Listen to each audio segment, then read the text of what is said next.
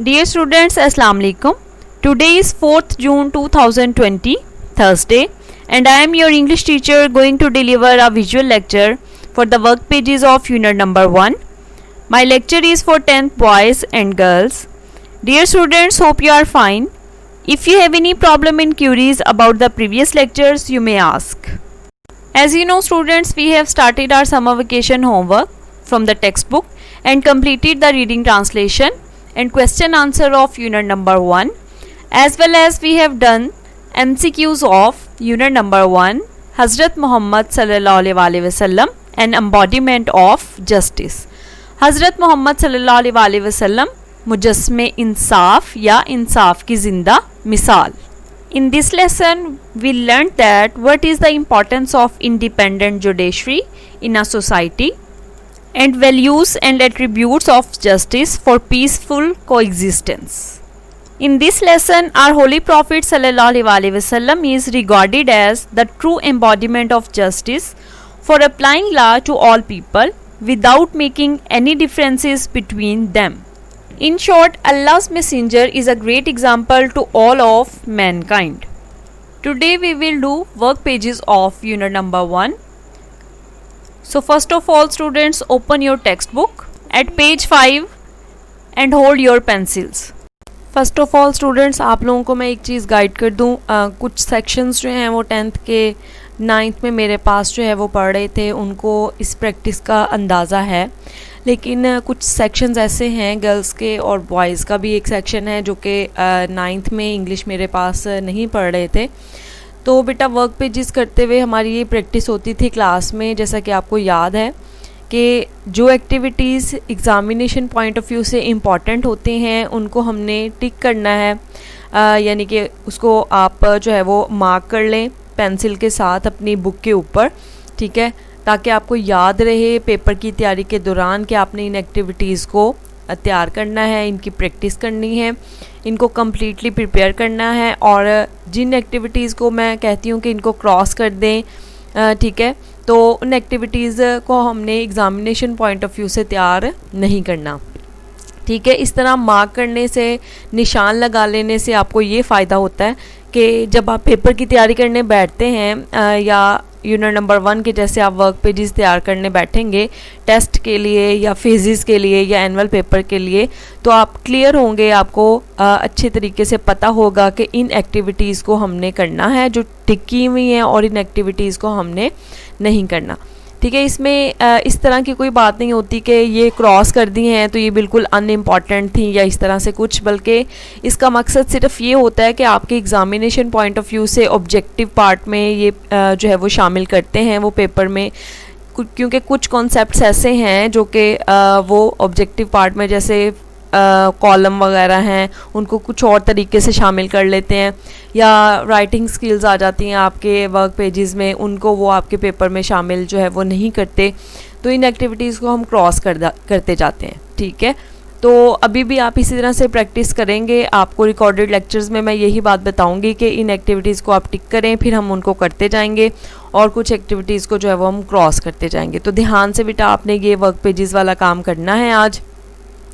सबसे पहले आप पेज नंबर 5 पे देखें तो आपको बेटा स्लाइड में भी मैंने पेज जो है वो शो किए हैं आपकी टेक्स्ट बुक से, ठीक है. आप अपने सामने बुक रख के बैठे, मैंने जैसे कि आपको कहा था कि बुक होना बहुत ज़रूरी है आपके पास, क्योंकि आपने वर्क पेजेस वाला सारे का सारा काम जो है वो बुक के ऊपर ही सॉल्व करना है. कुछ भी आपने नोटबुक के ऊपर नहीं लिखना. कोई ऐसी एक्टिविटी एक आध ऐसी होगी जो कि हम नोटबुक के ऊपर करेंगे, लेकिन आपका 90% काम जो वर्क पेजेस वाला है वो आपकी टेक्स्ट बुक के ऊपर ही हम लेड पेंसिल या पेन के साथ करते जाएंगे. कोशिश करें लेड पेंसिल के साथ अपनी टेक्स्ट बुक पे काम किया करें ताकि आपकी जो बुक है वो ख़राब ना हो.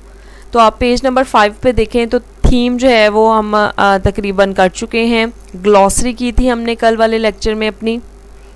उसके बाद बेटा आपके पास एक्टिविटी है एक, आपको नज़र आ रही है, स्लाइड में भी नज़र आ रहा है और आपको जो है वो अपनी बुक पे भी नज़र आ रही है. वोकैबुलरी लिखा हुआ है जिसकी ए एक्टिविटी है give the meaning of each word as used in the lesson.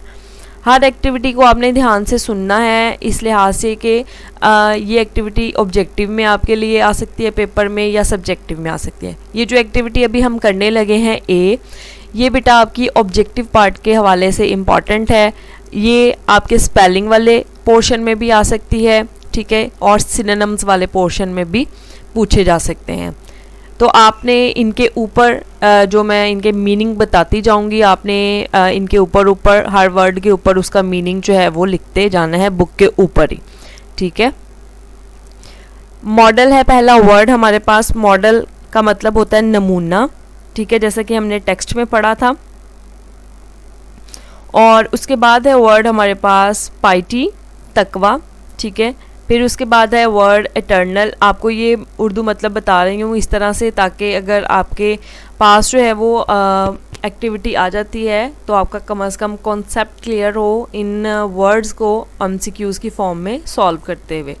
फिर उसके बाद वर्ड है अर्नड। अर्न का मतलब होता है हासिल की या कमाई, ठीक है। फिर है वर्ड सरमन। सरमन जिसका मतलब होता है खताब या खुतबा। फिर है रिवेंज वर्ड। रिवेंज जिसका मतलब होता है इंतकाम या बदला। कमेंडमेंट, ऑर्डर जिसे हम कहते हैं, ठीक है। हुक्म, ये ख़ास तौर पे अल्लाह ताला के हुक्म के लिए वर्ड यूज़ होता है। अपहेल्ड का मतलब होता है बरकरार रखना। फिर है डेस्टिट्यूट। डेस्टिट्यूट जिसका मतलब होता है मुस्तहिक। फिर है प्रोक्लेम्ड। प्रोक्लेम्ड जिसका मतलब होता है दावा करना या बाज़ाब्ता ऐलान करना। फिर है ट्रांसेंड्स, बालातर होना, हद अबूर कर जाना। The next activity is B, choose the appropriate synonyms of the following words. जो दिए गए अल्फाज हैं उनमें से सही वाला जो मुनासिब सिनोनिम है, मुतरादफ अल्फाज है हम मानी, उसको आपने टिक करना है, ठीक है। पहला एमसीक्यू है बेटा आपका इक्विटेबल। इक्विटेबल ऑप्शन है fair, just and equal. A option इसका ठीक है, फेयर। फिर उसके बाद है वर्ड एंसेस्टर। एंसेस्टर जिसका मतलब होता है हमारे पास अबाउजदाद या बुज़ुर्ग, ठीक है। तो ऑप्शन हमारे पास इसका ठीक है बी वाला, फोर फादर्स, ठीक है। अबाउजदाद इसका भी मतलब होता है। उसके बाद है बेटा आपके 6 पेज पे आप आ जाएं। थर्ड एमसीक्यू है फू जिसका मतलब होता है दुश्मन। ऑप्शन है रिलेटिव, एनिमी, फ्रेंड, ठीक है। इसमें ऑप्शन हमारे पास बी वाला ठीक है, एनिमी, इसको टिक कर लें आप। फिर है फर्म वर्ड जिसके ऑप्शंस हैं एक्सपेंसिव, पावरफुल या परसिस्टेंट, ठीक है। तो परसिस्टेंट का मतलब भी कायम रहना, डटे रहना किसी बात पे। सी ऑप्शन इसका ठीक है फर्म के हवाले से देखा जाए। उसके बाद है वर्ड हमारे पास ग्लोरियस। ग्लोरियस जो है वो उसका मतलब होता है हमारे पास शानदार। तो ऑप्शन है हमारे पास लस्ट्रस, स्प्लेंडिड और फैबुलस। तो स्प्लेंडिड का मतलब भी शानदार या अजमत वाला होता है, तो बी ऑप्शन इसका आप ठीक करेंगे। फिर है हमारे पास words C activity, give meanings of the following phrasal verbs and use these phrasal verbs in sentences. आपको पता है कि ये आपकी 10th की जो पैटर्न है उसमें वर्ड सेंटेंसेस नहीं आते। क्वेश्चन आंसर आपने चैप्टर के और रीडिंग, ट्रांसलेशन और वर्क पेजेस होते हैं सिर्फ ऑब्जेक्टिव के हवाले से। आपके वर्ड सेंटेंसेस जैसे कि 9th में आते थे वैसे ही आपके 10th में नहीं आते।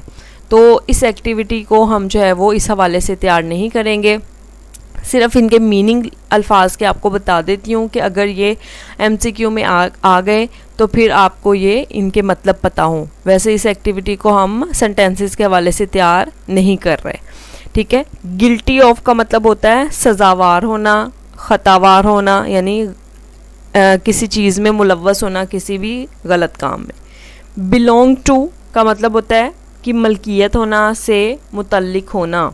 एक्सचेंज फॉर, एक्सचेंज फॉर का मतलब होता है कि बदले में।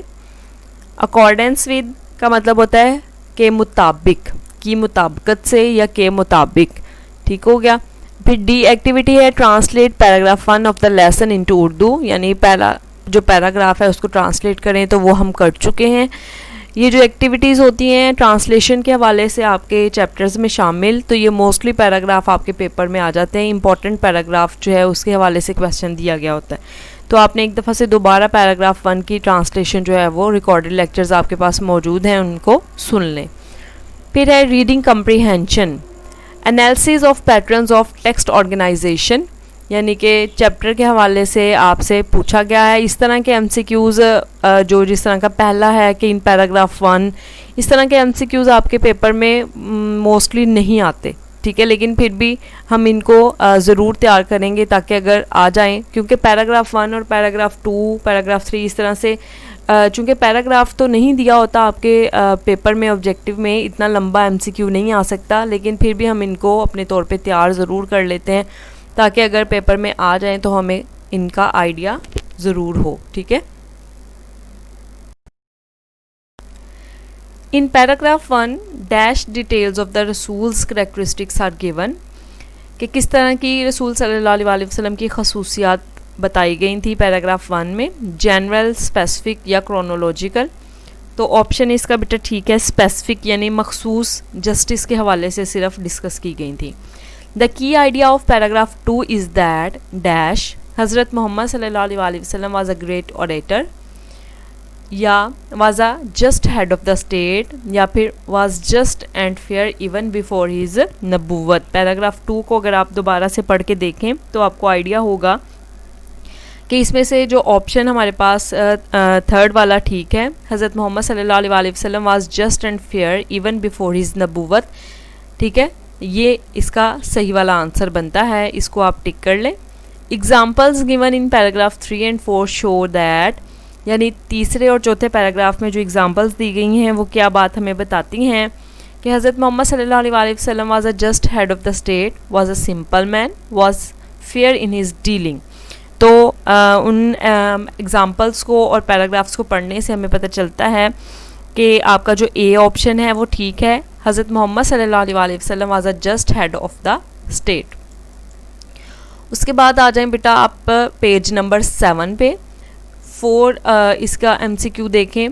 पैराग्राफ 5 शोज़ दैट हज़रत मोहम्मद सल्लल्लाहु अलैहि वसल्लम was a just head of the state, was a source of peace and security for the non Muslims, was just and fair even before his नबूवत, ठीक है। तो इन तीनों में से आप अगर जो है वो देखें पैराग्राफ 5 में क्या बात बताई गई है, तो ऑप्शन हमारा ठीक बनता है, द जस्टिस ऑफ हज़रत मोहम्मद सल्लल्लाहु अलैहि वसल्लम was a source of peace and security for the non Muslims. फिर है फिफ्थ आपका MCQ, to whom did the रसूल सल्लल्लाहु अलैहि वसल्लम गिव द फॉलोइंग एडवाइस। ये जो एक कोटेशन थी कि when two man come to you for judgement never decide in favour of one without hearing the arguments of the other, it is then most likely then that you will know the truth. ये बहुत important MCQ है, इसको टिक कर लें आप, paper में आ जाता है। ऑप्शन है हज़रत अबू बकर सिद्दीक, हज़रत अली, हज़रत उमर फ़ारूक रज़ी अल्लाह तआला अन्हु। इसमें बी ऑप्शन हमारा ठीक है, हज़रत अली रज़ी अल्लाह तआला अन्हु से ये रवायत की गई थी, ठीक है, बी ऑप्शन फिफ्थ का ठीक है, इसको टिक कर लें। फिर है आपको एक्टिविटी नज़र आ रही पेज नंबर 7 पे, B identify the topic sentence and supporting details in paragraph 3। इसको क्रॉस कर दें, ये एक्टिविटी हमने नहीं करनी। फिर सी एक्टिविटी है पेज नंबर 8 पे आपको नज़र आ रही, आंसर द फॉलोइंग क्वेश्चंस। इसको टिक कर लें, आंसर क्वेश्चन हम कर चुके हैं अपने कल के लेक्चर में, ठीक है, तो इसको आप टिक कर लें। आपको पता है आंसर क्वेश्चन आपके एनुअल पेपर में 10 नंबर के आते हैं। फिर आ जाएं आप ग्रामर, आपको नज़र आ रहा है लिखा हुआ ग्रामर, इसको टिक करें पहले तो, ठीक है। ये नाउन की टाइप्स को डिस्कस करने लगे हैं, आपने 9th में भी इनके बारे में पढ़ा हुआ है। कंक्रीट नाउन्स और एब्स्ट्रैक्ट नाउन्स, ये दोनों नाउन की ही टाइप है, ठीक है। इनके बारे में ब्रीफली आपको मैं दोबारा से गाइड कर देती हूँ ताकि इनके हवाले से जो एक्टिविटी आपके पेपर इधर टेक्स्ट में शामिल की गई है वो आपको करना आसान हो जाए। कंक्रीट नाउन जिसे कि मटेरियल नाउन भी कहते हैं, ठीक है, ये वो नाउन हैं, नाउन इनमें आ जाते हैं जो कि मैटर से बने हैं, मादा से बने हैं। मादा आपको पता है मैटर जो हर वो चीज़ जो कि जगह घेरती है या वज़न रखती है, ठीक है, विच ऑक्यूपाई स्पेस और हैव मैस, उसे हम जो है वो मैटर कहते हैं। यानी जितनी भी आपको अपने इर्द गिर्द चीज़ें नज़र आती हैं जो कि फ़िज़िकल एग्जिस्टेंस रखती हैं, जैसे कि मैं, आप, ठीक है, फ़ैन, बेड, ठीक है, आप जो है वो मोबाइल फ़ोन, बुक, ठीक है, पेंसिल, ये सारी की सारी कंक्रीट नाउन में आ जाती हैं। और एब्स्ट्रैक्ट नाउन्स होते हैं जो कि स्टेट्स होती हैं, हालत जिसे हम कहते हैं, आइडियाज़, खूबियाँ, खामियां वगैरह, ठीक है, जो कि सिर्फ सोच को भी हम कह सकते हैं, जो कि सिर्फ और सिर्फ फिज़िकल एग्जिस्टेंस नहीं रखती, ठीक है। जैसा कि हम ट्रुथ को कह सकते हैं, जैसे जस्टिस जो है वर्ड, इसको हम कह सकते हैं कि ये एक एब्स्ट्रैक्ट नाउन है, ठीक है। तो बिल्कुल एक दूसरे के अपोजिट हैं। जो मटेरियल नाउन या कंक्रीट नाउन्स हैं वो फिज़िकल एग्जिस्टेंस रखते हैं, यानी जिस्मानी तौर पे मौजूदगी इनकी हम देख सकते हैं, इनको छू सकते हैं, जबकि एब्स्ट्रैक्ट नाउन जो हैं वो सिर्फ और सिर्फ फिज़िकल एग्जिस्टेंस नहीं रखते। क्लियर हो गया। इसकी एग्जांपल्स आपको बताई हुई हैं आपके चैप्टर में से लेके। आइडेंटिफाई आपको कहा है, ए एक्टिविटी टिक करें। Identify whether each underline word is a concrete और एब्स्ट्रैक्ट नाउन। आपने करना क्या है, जो एब्स्ट्रैक्ट नाउन हुआ उसके ऊपर ए लिख दें और जो कंक्रीट नाउन हुआ उसके ऊपर सी लिख दें। अंडरलाइन पहले से हुआ है, ठीक है। इसी तरह से आप इसको लिखते जाएं। पहला है आपका, she puts much effort into her studies as she wants to score good marks, ठीक है। एफर्ट आपको पता है एब्स्ट्रैक्ट नाउन है, इसकी फिज़िकल एग्जिस्टेंस नहीं होती। कोशिश, स्टडीज़, ये भी एब्स्ट्रैक्ट नाउन है, ठीक है। ए लिख दें इन दोनों के ऊपर। ये एक्टिविटी आपको एमसीक्यू की फॉर्म में आपके एनुअल पेपर में आएगी। फिर उसके बाद आ जाए पेज नंबर 9 पे। सेकंड है, they recommended him for his justice and truthfulness. Justice और ट्रूथफुलनेस को अंडरलाइन किया हुआ है। जस्टिस भी एब्स्ट्रैक्ट नाउन है, ठीक है, इंसाफ, और ट्रूथफुलनेस यानी सच्चाई जो वर्ड है वो भी एब्स्ट्रैक्ट नाउन है। इन दोनों की फिज़िकल एग्जिस्टेंस नहीं होती। इनके ऊपर भी आप ए और ए लिख दें। थर्ड है आपका, keep the balls in basket. Balls आपको पता है गेंद को कहते हैं और बास्केट टोकरी को। इन दोनों की ही फिज़िकल एग्जिस्टेंस होती है, जिस्मानी तौर पे मौजूद होते हैं ये। तो ये क्या है फिर, कंक्रीट नाउन या मटेरियल नाउन, इनके ऊपर लिख दें। फोर्थ है, the dishonest trader is losing the trust of his customer. 3 word हैं इसमें, ट्रेडर, ताजर, ये कंक्रीट नाउन है। ट्रस्ट, एतबार या भरोसा, ये एक एब्स्ट्रैक्ट नाउन है। और कस्टमर जो वर्ड है, गाहक जिसे होते हैं कहते हैं, ठीक है, ये भी एक मटेरियल नाउन या कंक्रीट नाउन है। फिर उसके बाद आ जाएं 5th पे, he did not take good care of his pet. Care का मतलब होता है ख्याल रखना। इसको आप जो है वो अंडरलाइन किया हुआ है, तो इसको आप लिख लें, ये एक एब्स्ट्रैक्ट नाउन है। पेट पालतू जानवर को कहते हैं, ये एक मटेरियल नाउन है। क्लियर हो गया, ठीक है। इसको आपने एक्टिविटी को ध्यान से करना है, ये बहुत इंपॉर्टेंट है। ऑब्जेक्टिव के हवाले से आपको एमसीक्यू की फॉर्म में आएगी, ये इनमें से ज़रूर आ जाते होते हैं। फिर उसके बाद आ जाएं बेटा आप बी एक्टिविटी पे, इसको भी टिक कर लें आप। ये भी एक्टिविटी आपके ऑब्जेक्टिव पार्ट में आ सकती है। आपको कहा गया है आर्टिकल लिखने हैं आपने, इसमें डेफिनेट आर्टिकल और इनडेफिनेट आर्टिकल जहाँ पे ज़रूरी हों। अब पहले आपको ये बात पता होनी चाहिए कि डेफिनेट आर्टिकल क्या होते हैं और इनडेफिनेट आर्टिकल क्या होते हैं। जैसे कि लिखा हुआ है इसकी स्टेटमेंट में, आप देखें कि ए और एन ये दोनों इनडेफिनेट आर्टिकल हैं और जो दा वर्ड है वो क्या है, एक डेफिनेट आर्टिकल है। डेफिनेट आर्टिकल वो होता है जो कि किसी भी मखसूस वाज़िया हो, जो चीज़ मखसूस चीज़ के साथ हम दा लगाते हैं, और जो चीज़ जिसमें जो कि वाज़िया ना हो, गैर वाज़िया हो, शक शुबा हो, जिसमें एग्जैक्ट जिसके बारे में अमाउंट ना हमें पता हो, वहाँ पे हम जो है वो ए और एन का इस्तेमाल करते हैं। और आपको पता है एन हम जो वॉल साउंड के साथ इस्तेमाल करते हैं और जो आ है वो हम कॉन्सोनेंट साउंड्स के साथ इस्तेमाल करते हैं। फर्स्ट इसकी फिल इन द ब्लैंक देखें, ये फिल इन द ब्लैंक की फॉर्म में नहीं आएंगे आपके पेपर में, एमसीक्यू की फॉर्म में ही आएंगे। पहला है he asked me dash a very hard question, ठीक है। ही आस्क्ड मी आ, ए लिखेंगे यहाँ पे आप, ठीक है। फिर उसके बाद सेकंड एमसीक्यू है, लिखते जाएं, साथ साथ सुनते जाएं, साथ साथ लिखते जाएं। Dash question that he asked me very easy the question, ठीक है, यानी किसी स्पेसिफिक क्वेश्चन की तरफ इशारा है, इसलिए यहाँ पे द आया। Have you seen dash my scarf. Have you seen यहाँ पे आपके पास जो है वो कोई भी आर्टिकल नहीं आएगा इसके साथ, तो आप यहाँ पे नो आर्टिकल लिख दें। Could you please pass me dash salt. Could you please pass me the salt, the आएगा, ठीक है, THE द। 5th वाला देखें आप, यहाँ पे आप जो है is there dash good restaurant around here, is there a good restaurant around here. 6 वाले को देखें आप, dash restaurant that my friend owns is very good. The restaurant, वो रेस्टोरेंट यानी मखसूस रेस्टोरेंट की बात की जा रही है, द लिखेंगे THE द। फिर है 7th आपके पास fill in the blank, I have several dash good friends. I have several, यहाँ पे कोई भी आर्टिकल नहीं आएगा, ना ए ना एन ना द, तो नो लिख दें, नो आर्टिकल, पूरा लिखें नो आर्टिकल ताकि आपको पता हो। Dash UAE is a beautiful country, ठीक है, तो हमारे पास 8 वाले में भी द आएगा। फिर है I will see you in dash week, a आएगा इन आ वीक, ठीक है। 10th वाला देखें, I am on dash vacation until Monday, ठीक है, इसमें कोई भी आर्टिकल नहीं आएगा वेकेशन से पहले। ये एक्टिविटी आपने जो है वो अच्छी तरह से प्रिपेयर कर लेनी है। फिर उसके बाद आपको इसी पेज पे लिखा हुआ एंड पे नज़र आ रहा है नाउन फ्रेज़, ठीक है। नाउन फ्रेज़ के बारे में आपने 9th में भी पढ़ा है, ब्रीफली आपको गाइड कर देती हूँ ताकि इससे रिलेटेड एक्टिविटी आप अच्छी तरह से समझ सकें। नाउन आपको पता है, नाउन का मतलब होता है नाम, नेम, नेमिंग वर्ड है ये, यानी वो पार्ट ऑफ स्पीच है जो कि किसी भी चीज़, किसी भी शख्स, किसी भी जगह या किसी भी आइडिया, थॉट वगैरह के नाम को जाहिर करता है, ठीक है। और फ्रेज़ का मतलब होता है ग्रुप ऑफ वर्ड, यानी अल्फाज का मजमुआ, लेकिन वो ग्रुप ऑफ वर्ड जो कि हमें कंप्लीट सेंस ना दे। आपने फ्रेज़, सेंटेंस और क्लॉज की डेफिनेशन जो है वो याद की हुई है 9th में, प्री 9th में हमने इसके बारे में पढ़ा था, ठीक है।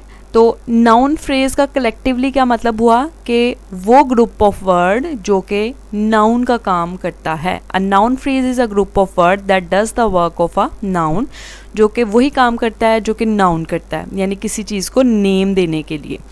एग्जाम्पल देख लें, as a young trader he earned reputation of being an honest, fair and just businessman. यहाँ पे as a young trader, a young trader एक नाउन फ्रेज़ है, और an honest, fair and just businessman ये भी एक नाउन फ्रेज़ है इस सेंटेंस में, ठीक है। तो आपको जो आगे एक्टिविटी दी हुई है सी एक्टिविटी, इसमें से आपने जो नाउन फ्रेज़ हैं उनको अंडरलाइन करना है। ये एक्टिविटी भी बहुत इंपॉर्टेंट है, आपके ऑब्जेक्टिव पार्ट में आ जाती है, पूछा जाता है इस तरह से MCQ में कि ये नाउन फ्रेज़ है, ठीक है, एडजेक्टिव फ्रेज़ है, एडवर्ब फ्रेज़ है, प्रेपोजिशनल फ्रेज़ है, क्या है। तो जब तक आप इस एक्टिविटी को ध्यान से नहीं समझेंगे आपको नहीं समझ में आएगा कि ये MCQ को कैसे सॉल्व करना है। पहला है this is an old fashioned hat, इसमें अंडरलाइन करना है आपने जो लफ्ज़ मैं बोलूँगी, ओल्ड फैशन्ड हैट, ये क्या है, एक नाउन फ्रेज़। सेकंड में देखें, we discovered Fahad's plans, Fahad's plans ये है नाउन फ्रेज़। फिर है a rolling stone gathers no moss, ठीक है। थर्ड वाले में देखें आप तो आप अंडरलाइन करेंगे आर रोलिंग स्टोन को, ठीक है। फिर है the recent flood caused heavy damage, the recent flood ये भी इसमें नाउन फ्रेज़ है और हैवी डैमेज भी इसमें नाउन फ्रेज़ है। फिर है an oral presentation can be interesting, an oral presentation ये इसको अंडरलाइन करें, ये एक नाउन फ्रेज़ है, ठीक हो गया। फिर उसके बाद आ जाएं बेटा आप अगली एक्टिविटी पे, past indefinite and past continuous tense. आपने टेंसेस किए हैं 9th क्लास में, ठीक है। आपको पता है कि पास्ट इंडेफिनिट जो है वो माजी मुतलिक टेंस है, पास्ट कंटिन्यूस जो है वो माजी जो जारी होता है वो उस ज़माने को कहते हैं, यानी जब माजी में कोई काम जारी है तो तब हम उसको पास्ट कंटिन्यूस कहते हैं, और जब ता था, ती थी, ते थे वगैरह आए या फिर सेकंड फॉर्म हम यूज़ करें तो तब हम जो है वो हैबिट बताने के लिए पास्ट में पास्ट इंडेफिनिट इस्तेमाल करते हैं। आपको कहा गया है कि नीचे दी गई जो ब्लैंक्स हैं उनमें पास्ट इंडेफिनिट और पास्ट कंटिन्यूस टेंस में से कोई आएगा सूटेबल, आप उसको फिलअप करें, ठीक है। तो ये एक्टिविटी भी आपको पता है आपका जो ऑब्जेक्टिव पार्ट है 9th क्लास का जैसे था इसी तरह 10th क्लास का है, 19 नंबर आपके ऑब्जेक्टिव के होते हैं एनुअल में, जिसमें से पहला पार्ट 5 नंबर का आपका टेंसेस से रिलेटेड होता है और उन MCQs में ये वाली एक्टिविटी आ सकती है। तो इसको ध्यान से आपने बेटा सॉल्व करते जाना है। ब्रैकेट में आपको वर्ड्स दिए हैं, उन वर्ब्स को हमने फॉर्म चेंज करते हुए हमने इस्तेमाल करना है। पहला है what dash when I dash you last night, ठीक है। तो यू, डू और कॉल इनको हमने इस्तेमाल करना है। लिखते जाएं ध्यान से, what were you doing when I called you last night. ठीक है, पहले आएगा पहली ब्लैंक में वर यू डूइंग और दूसरे में आएगा कॉल्ड ed। ठीक है, दूसरे में देखें I dash in the cafe when you dash me, I was sitting in the cafe when you called me, ed आएगा। ठीक है, when you dash at the bus stand who dash there. ठीक है, आप ध्यान से सुने, पहली खाली जगह में when you arrived, ARRIVED arrived at the bus stand who dash there, who was there, be की फॉर्म आएगी यहाँ पे was. Shamsa dash a film when she was dash the noise, Shamsa was watching a film, was watching पहली खाली जगह में, दूसरी में शी हियर्ड, HEARED हियर्ड। ठीक है, ed वाली फॉर्म आएगी इसकी। We dash tennis when Javed dash hurt this his ankle, we were playing tennis, were playing when Javed dash hurt, hurt ही आएगा यहाँ पे HURT, हर्ट हिज एंकल। ठीक हो गया, ब्लैंक्स को दोबारा रिपीट कर रही हूँ, इनको सुन लें। पहली खाली जगह में वर यू डूइंग और फिर उसके बाद कॉल्ड, सेकंड में देखें वॉज सिटिंग और कॉल्ड, फिर उसके बाद तीसरी में अराइव्ड पहले में, फिर उसके बाद वॉज WAS वॉज, फिर उसके बाद वाज वॉचिंग चौथी में और हियर्ड HEARED हियर्ड, फिफ्थ में वर प्लेइंग और हर्ट HURT हर्ट। ठीक है, ये आपकी खाली जगह भी हो गई, ये भी आपको मैंने बताया MCQ की फॉर्म में आएगी। आई होप आपको अच्छी तरह से समझ आ गई होगी। अगर आपको नहीं समझ आई तो आप मुझसे दोबारा एक्टिविटीज़ के बारे में पूछ सकते हैं। ई एक्टिविटी आपकी पंक्चुएशन के हवाले से, आपके पेपर में पंक्चुएशन वाला कोई क्वेश्चन ना ऑब्जेक्टिव में आता है ना सब्जेक्टिव में, इसलिए ई एक्टिविटी को क्रॉस कर दें पेज नंबर 10 पे। इसको हमने नहीं करना, ये एग्जामिनेशन पॉइंट ऑफ व्यू से इम्पॉर्टेंट नहीं है। फिर आ जाएँ पेज नंबर 11 पे। इस पेज नंबर 11 को पूरे को क्रॉस कर दें, यानी पेज नंबर के पास क्रॉस लगा दें 11 के पास, आपको याद रहे कि इस पेज को हमने तैयार नहीं करना।